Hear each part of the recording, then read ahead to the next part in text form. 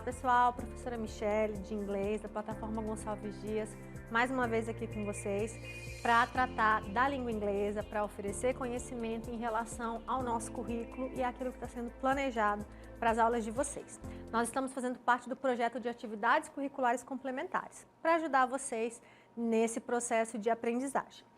Nosso conteúdo de hoje vai falar de General and Detailed Comprehension of Texts. O que é isso? Texto. Vamos falar de interpretação de texto e o nosso foco vai ser na compreensão, tanto geral quanto na compreensão detalhada. Quer dizer, nós vamos trabalhar aquela leitura que a gente faz mais superficial e a leitura que nós fazemos para encontrar uma informação em particular. Vamos lá? Então, olha só. Para a gente começar, eu pergunto para vocês, what is text comprehension? O que vocês entendem por interpretação ou compreensão textual? Então, vamos lá, trouxe aqui uma definição. Foreign Language Textual Comprehension, então tudo isso é para falar da compreensão textual de língua estrangeira, se refere à habilidade to understand and interpret texts. Então, é para você trabalhar com a habilidade de entender ou compreender e interpretar textos que são escritos em uma língua que não é a língua daquele leitor, não é a língua original ou considerada a língua materna daquele sujeito. Então, vamos pensar o nosso caso. Nós somos brasileiros, falamos a língua portuguesa e nós estamos trabalhando uma leitura de um texto em língua estrangeira. Essa leitura que nós fazemos em língua estrangeira, ela vai utilizar uma série de estratégias que a gente já discutiu em várias aulas e hoje nós vamos relembrar um pouquinho de alguma delas.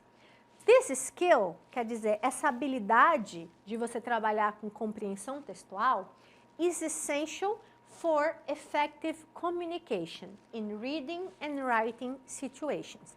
Então, essa habilidade de você compreender textos em língua estrangeira é essencial para que você tenha uma comunicação efetiva, tanto no aspecto de leitura, que é uma habilidade que nós temos de compreensão, quanto no processo de escrita, que já é uma habilidade de produção. Então, você produz informação quando você escreve e quando você fala.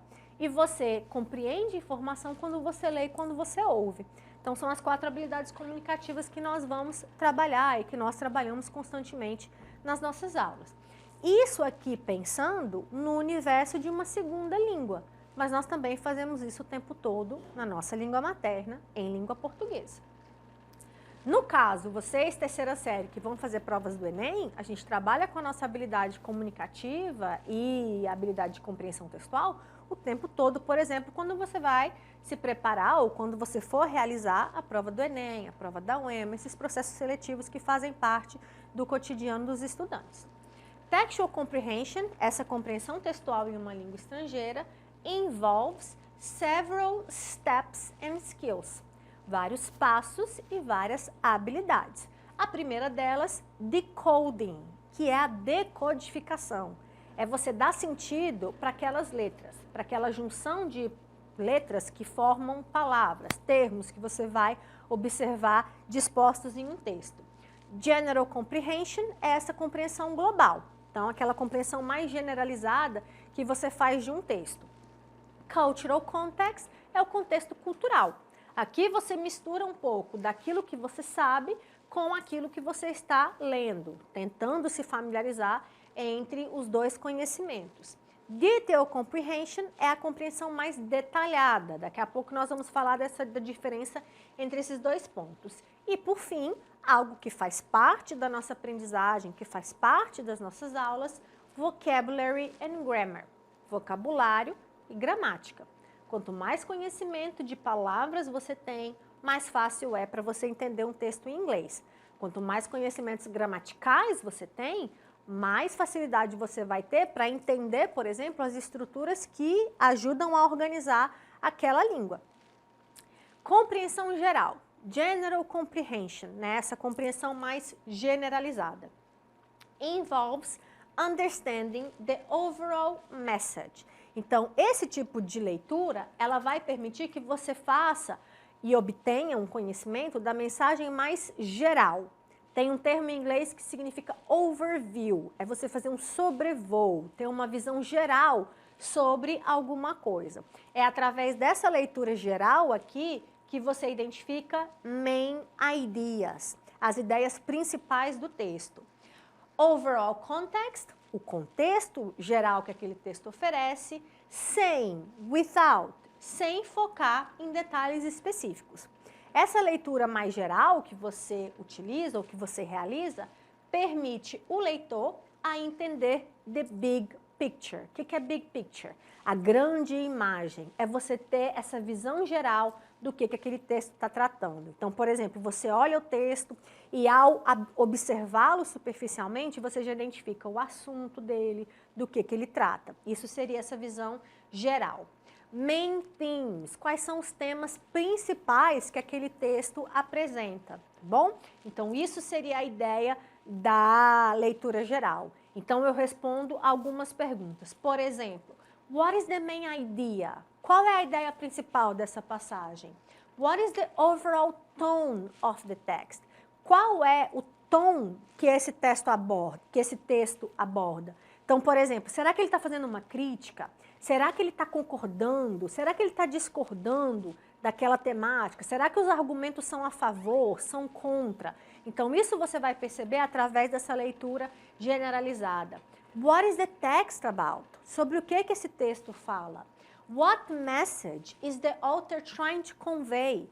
Que mensagem que o autor está tentando transmitir ao escrever ou produzir aquele texto? What are the main themes? Quais são os temas principais ou tópicos que são discutidos nesse texto? Então, são essas perguntas, por exemplo, que eu vou conseguir identificar usando essa estratégia de leitura mais geral, dessa compreensão através da leitura geral do texto. Resumindo, a leitura geral oferece um entendimento mais amplo do texto e ele é útil para que você consiga rapidamente entender os pontos principais que o texto apresenta, especialmente quando você tem um tema limitado ou quando o leitor está fazendo uma prévia do material, quando ele está fazendo aquela leitura mais superficial para se familiarizar com determinado contexto.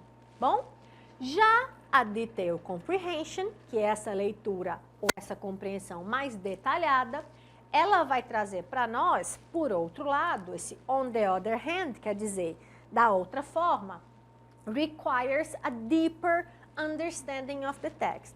A leitura detalhada, ela vai demandar que você tenha um entendimento mais profundo, mais aprofundado daquele texto, focando, enfatizando específicos detalhes para você utilizar, por exemplo, como evidência ou nuances que o texto oferece.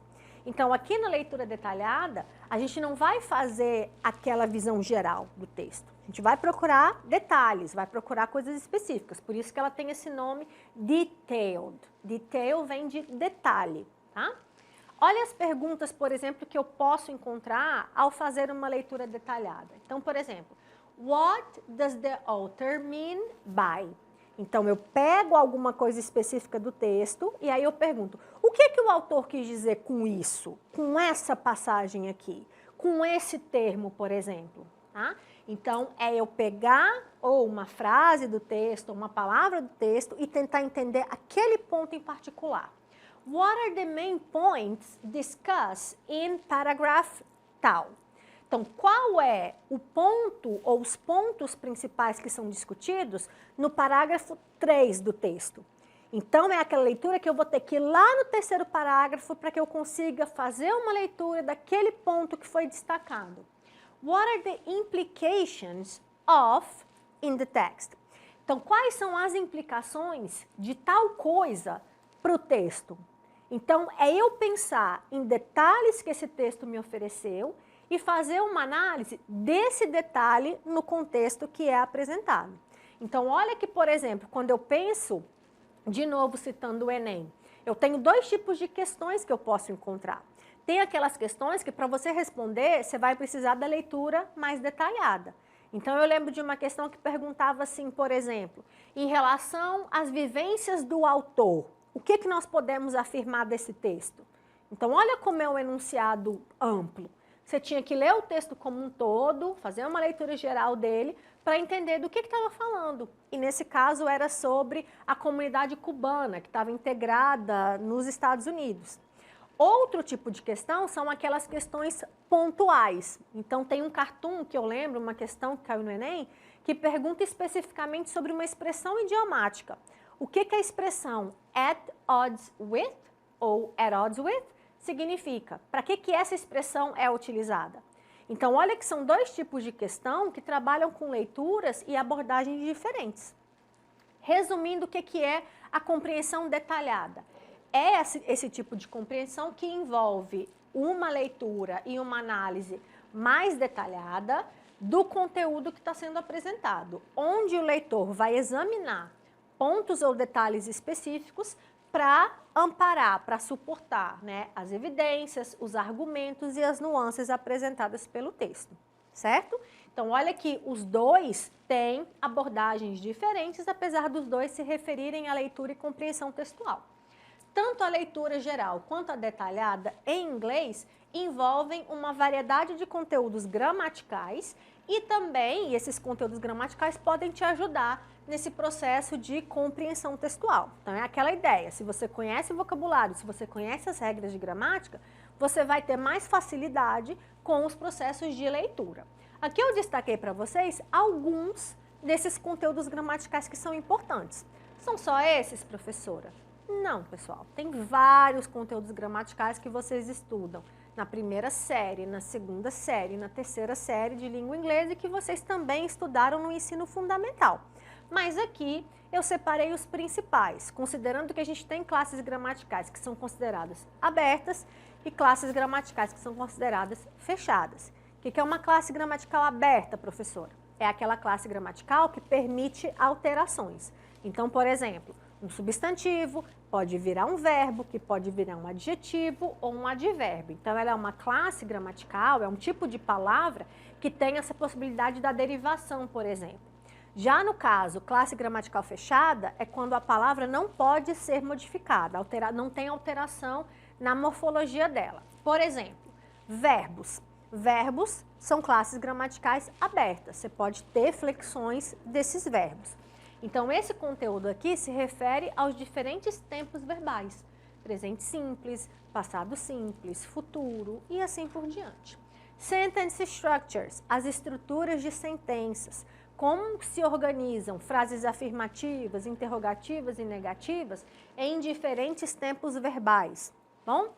Pronomes e determinantes. Esses determinantes podem ser, por exemplo, os artigos, mas também podem ser outros modificadores que podem complementar os substantivos. Pronomes são palavras que substituem ou complementam nomes. Então, são termos gramaticais muito frequentes em textos. Adjetivos e advérbios, também classe gramatical aberta. Um adjetivo pode virar um advérbio ou vice-versa. E as preposições e conjunções são classes gramaticais fechadas. Uma preposição indica uma preposição, uma conjunção estabelece a ligação entre termos, entre orações, entre parágrafos, certo? Então, aqui são alguns conteúdos importantes de você trabalhar, de você se aprofundar, para te ajudar no processo de compreensão textual. Vamos analisar algumas questões, alguns exercícios para a gente praticar tanto a compreensão detalhada quanto a compreensão geral. Esse é o enunciado, esse é o fragmento do texto que nós vamos analisar. O que a pergunta quer de nós? Quais as principais características do mercado descrito no fragmento do texto?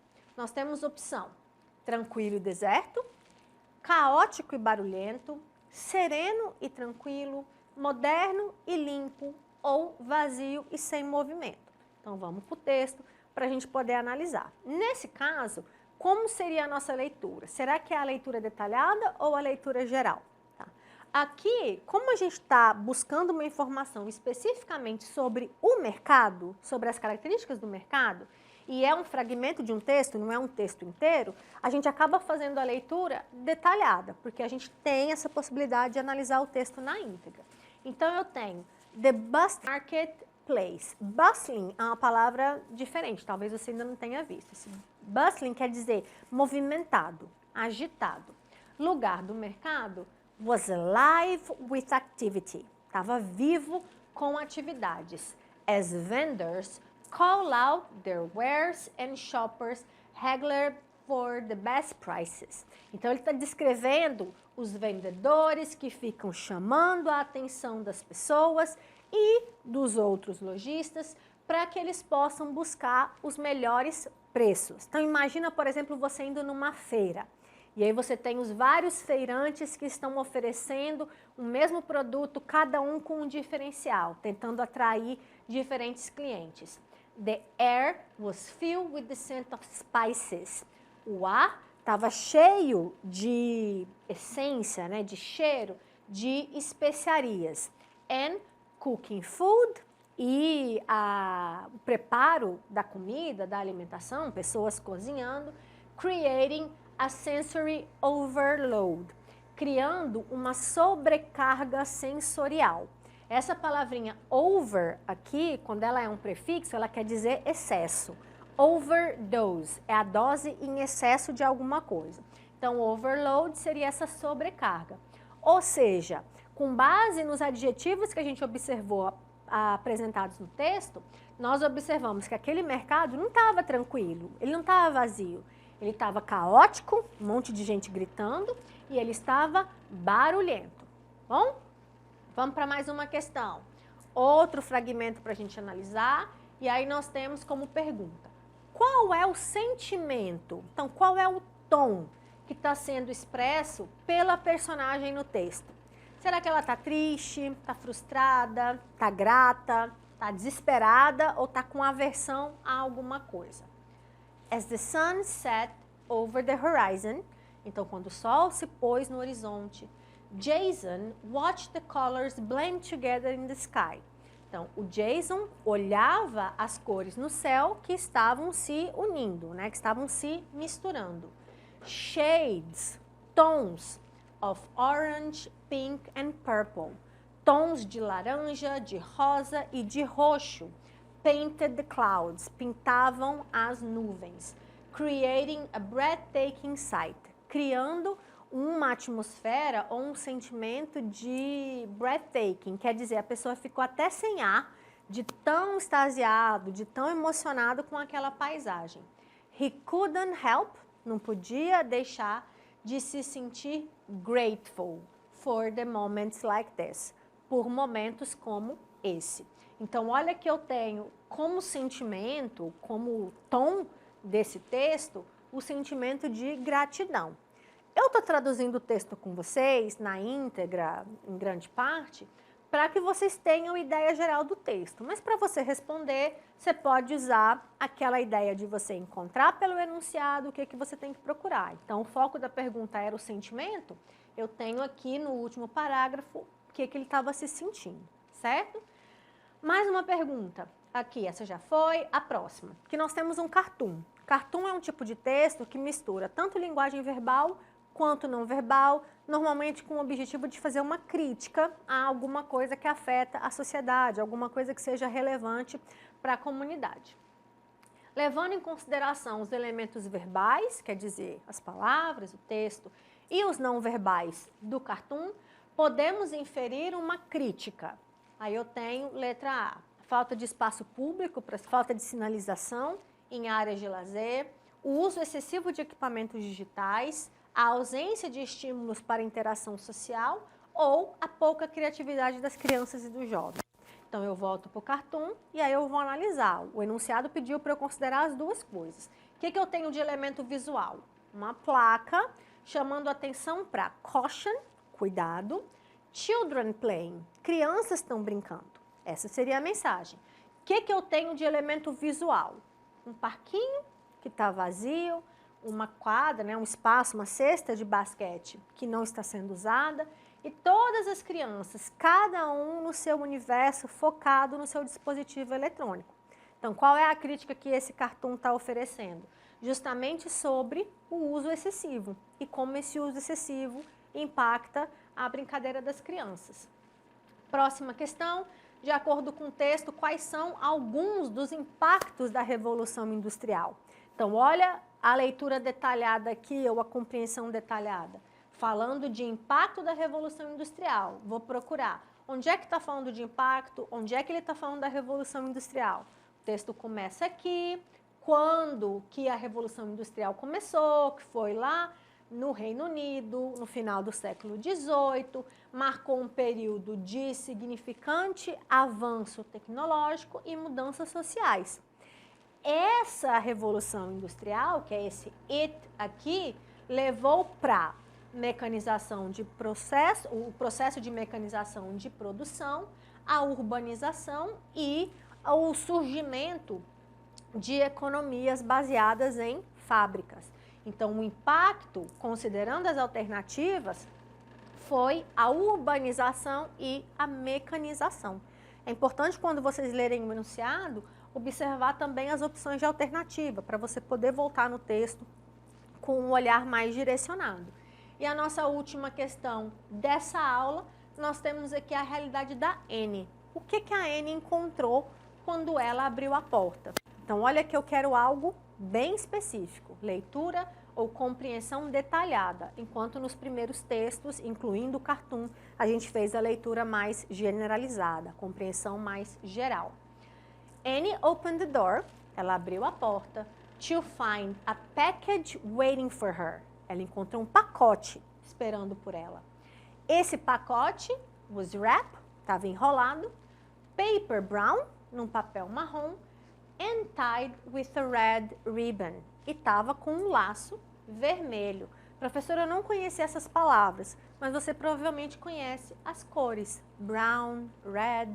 Então, é você usar os seus conhecimentos prévios para você poder fazer essas interpretações. Então, a resposta correta, letra B. Ela encontrou um pacote embrulhado em um papel marrom com um laço amarrado, uma fita vermelha amarrada no pacote. Bom, pessoal, nós encerramos mais uma aula. Hoje nós tratamos de compreensão geral e detalhada de textos. Não deixem de acompanhar os nossos planos de estudo, que está lá, foi produzido para vocês, explicando e aprofundando um pouco mais esse conteúdo e oferecendo questões que você pode resolver com o apoio e o auxílio do seu professor ou da sua professora. Fiquem bem e até uma próxima aula. Bye, bye!